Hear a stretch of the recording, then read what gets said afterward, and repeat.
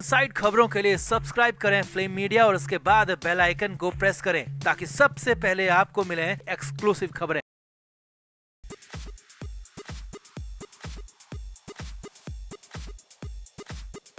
महाराष्ट्र से बड़ी खबर है। संजय राउत को एक बार फिर से जेल भेजने की तैयारी हो रही है और पुराना केस संजय राउत का जो है उसे खोलने की तैयारी हो रही है। लेकिन यहाँ पर इससे भी बड़ी बात यह है कि कहीं उद्धव ठाकरे तो इसके पीछे नहीं है, क्योंकि उद्धव ठाकरे भी इस बार संजय राउत को नहीं बचाने वाले हैं। फंस गए हैं फाइनली संजय राउत, क्योंकि यहाँ पर उनका बड़बोलापन न सिर्फ उन पर बल्कि उद्धव ठाकरे पर भी भारी पड़ रहा था। तो इसीलिए माना जा रहा है कि अब संजय राउत जेल जाएंगे, तो इसी वजह से उद्धव ठाकरे भी एक तरह से खुश हो सकते हैं। तो क्या है पूरा मामला, मुंबई में क्यों मच गया बवाल, सब कुछ दिखाते हैं, आपको बताते हैं। आप भी इस वीडियो को शेयर करें, कमेंट बॉक्स में अपनी राय जरूर दें।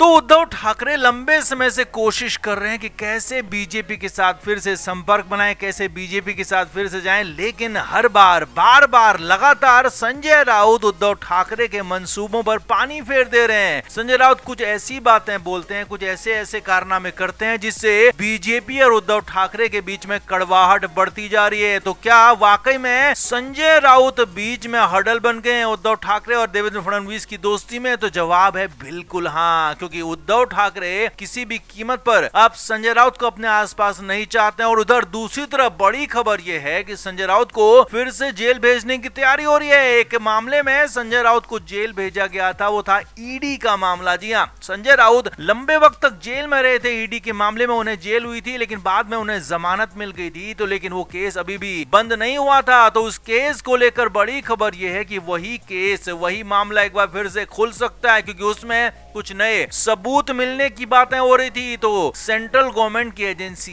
ईडी यहां पर एक बार फिर से संजय राउत पर शिकंजा कस सकती है, संजय राउत को एक बार फिर से जेल भेज सकती है। जी हां, गिरफ्तारी हो सकती है, यहां तक कि संजय राउत को सीधे अंदर जेल में डाला जा सकता है। तो अब बड़ी खबर यह है कि यहां पर अगर संजय राउत जेल के अंदर जाते हैं तो इस बार उद्धव ठाकरे भी राउत को बचाने वाले नहीं है। खबर तो यहां तक है कि उद्धव ठाकरे इस मामले में देवेंद्र फडणवीस से कोई बात तक नहीं करने वाले हैं, क्योंकि माना यह जा रहा था कि अगर संजय राउत किसी मुश्किल में आएंगे तो देवेंद्र फडणवीस से उद्धव ठाकरे बात करेंगे, उन्हें बचाने की कोशिश करेंगे। लेकिन यहाँ पर तो राउत फाइनली फंस गए हैं। पुराना केस खोलने की तैयारी हो रही है और उसमें संजय राउत फंसेंगे, जेल जाएंगे, तो उद्धव ठाकरे उनको बचाने वाले नहीं है। अब बड़ी खबर सूत्रों के हवाले से यह भी है कि कहीं उद्धव ठाकरे ही तो इस केस को खोलने के पीछे नहीं है, क्योंकि सवाल इसलिए उठ रहे हैं क्योंकि लगातार बार संजय राउत उद्धव ठाकरे के लिए परेशानी की वजह बन रहे हैं। और उद्धव ठाकरे भी अब संजय राउत से छुटकारा चाहते हैं, उनके बड़बोलेपन से छुटकारा चाहते हैं, क्योंकि उन्हें कई बार समझाया जा चुका है, कई बार अल्टीमेटम दिया जा चुका है, लेकिन संजय राउत अपने बड़बोले बयानों से पीछे हटने को तैयार नहीं होते हैं। एक दिन समझाओ तो अगले दिन फिर वो वही वापस से ढाक के तीन पात पर आ जाते हैं। तो ऐसे में संजय राउत से छुटकारा पाने का ये असली और कहें कि एकमात्र रास्ता हो सकता है कि संजय राउत को जेल ही भेज दिया जाए। अब भले ही संजय राउत को जेल भेजने के पीछे यहाँ पर उद्धव ठाकरे ना हो, लेकिन उनको बचाने में भी अगर उद्धव ठाकरे नहीं आते हैं तो ये माना जाएगा कि उद्धव ठाकरे एक तरह से संजय राउत से छुटकारा चाहते हैं, उनसे पीछा छुड़ाना चाहते हैं। इसीलिए संजय राउत को जेल भेजने से उद्धव ठाकरे को कोई दिक्कत होगी नहीं। और अगर संजय राउत जेल चले जाते हैं तो उसके बाद ये भी माना जा रहा है कि उद्धव ठाकरे उस कंडीशन में बीजेपी के साथ अपनी पींगे बढ़ा सकते हैं, बीजेपी के साथ अपनी दोस्ती बढ़ा सकते हैं, बीजेपी के साथ डील कर सकते हैं और फिर से वापस देवेंद्र फडणवीस की सरकार तक में भी शामिल हो सकते हैं। क्योंकि दूसरी तरफ एकनाथ शिंदे लगातार देवेंद्र फडणवीस सरकार से नाराज चल रहे हैं। हालांकि मीडिया के सामने जब आए तो उन्होंने कहा कि हमारे बीच में कोई दिक्कत नहीं है, लेकिन अंदर खाने की खबरें यहां तक हैं कि एकनाथ शिंदे और देवेंद्र फडणवीस के बीच में बन नहीं रही है। तो मामला पेचीदा हो गया। सब कुछ मिलाकर सब कुछ मुश्किलें संजय राउत के सिर पर आ सकती हैं, जो कि साफ साफ नजर आ रहा है। तो आपका इस पर क्या कहना है, आप भी कमेंट बॉक्स में अपनी राय जरूर से जरूर दें, वीडियो को शेयर भी करें।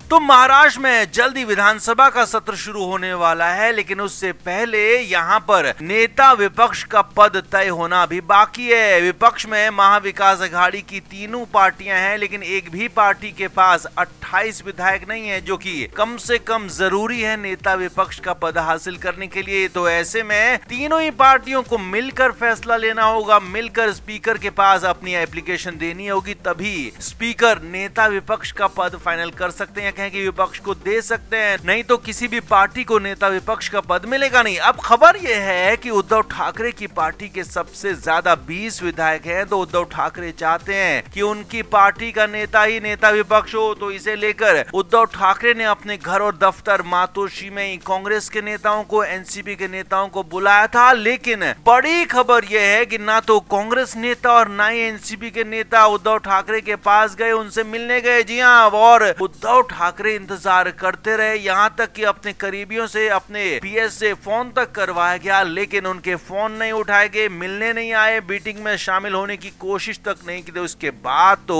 उद्धव ठाकरे भड़क गए। जी हां, मातोश्री सूत्रों के हवाले से खबर यह है कि भारी बेइज्जती जब उद्धव ठाकरे की हो गई, बुलाने के बाद भी जब कांग्रेस और एनसीपी के नेता नहीं पहुंचे तो उनसे बेइज्जती सहन नहीं भी, चिल्लाने लगे। हालात तो यहां तक खराब हो गए कि उद्धव ठाकरे आगे पीछे दौड़ने लगे।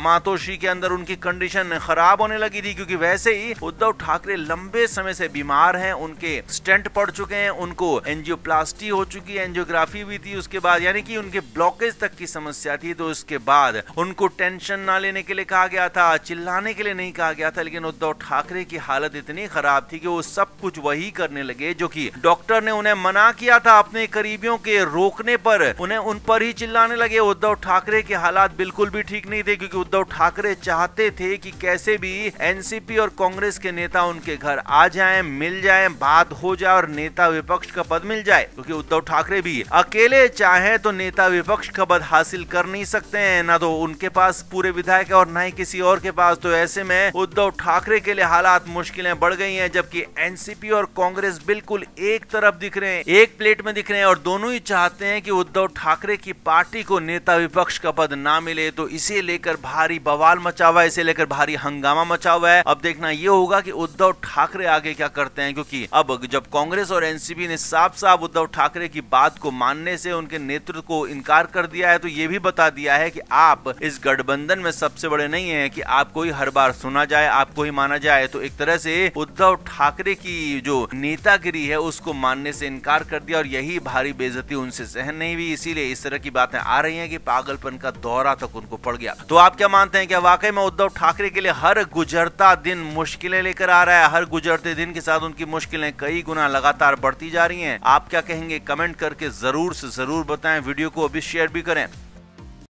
Flame media report.